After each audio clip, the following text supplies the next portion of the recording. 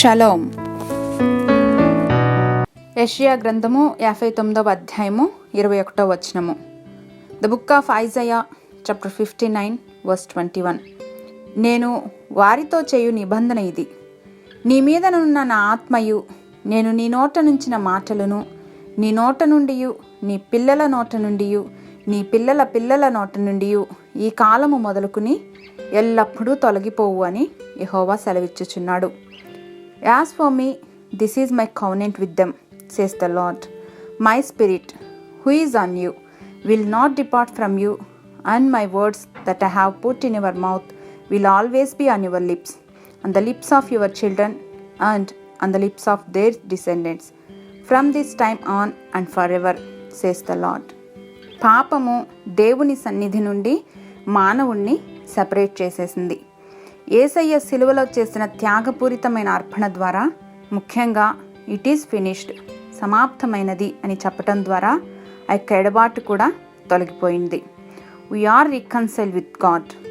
దోషాలన్నీ క్రీస్తు రక్తంలో కడిగివేసి రక్షణను అనుగ్రహించారు. మనల్ని ధైర్యపరచటానికి, నడిపించటానికి పరిశుద్ధాత్మను సమాధానకర్తగా మనతో ఉంచారు. ఇది సమాధాన విషయమైన నిత్య నిబంధన. This is a covenant of God's eternal peace. తరాలు మారినా, యుగాలు మారినా, జనరేషన్ ఆఫ్టర్ జనరేషన్స్ కూడా నా కృప అనుగ్రహిస్తానని దేవుడు వాగ్దానం చేస్తున్నారు.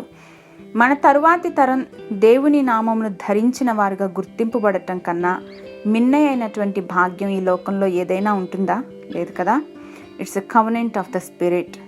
దేవుని హృదయానుసారులుగా నడుచుకోగలిగిన రీతిగా దేవుడు వారిని ప్రేరేపించుచూ ఉండగా మన బిడ్డలు విని విధేయత చూపేవారుగా ఉండాలని మనం కూడా ప్రార్థిద్దాం. మా తండ్రి, మాతో మీరు చేసిన ఆత్మ విషయమైన నిబంధనకై వందనాలు ప్రభువా. మా బిడ్డలు మీ ప్రణాళికలను ఎరిగిన వారుగా, మా కుటుంబాలన్నీ మిమ్మల్ని సేవించే కుటుంబాలుగాను తీర్చిదిద్దమని యేసు నామంలో ప్రార్థించి పొందుకొని ఉన్నాం మా ప్రియ పరలోకపు తండ్రి. ఆమెన్.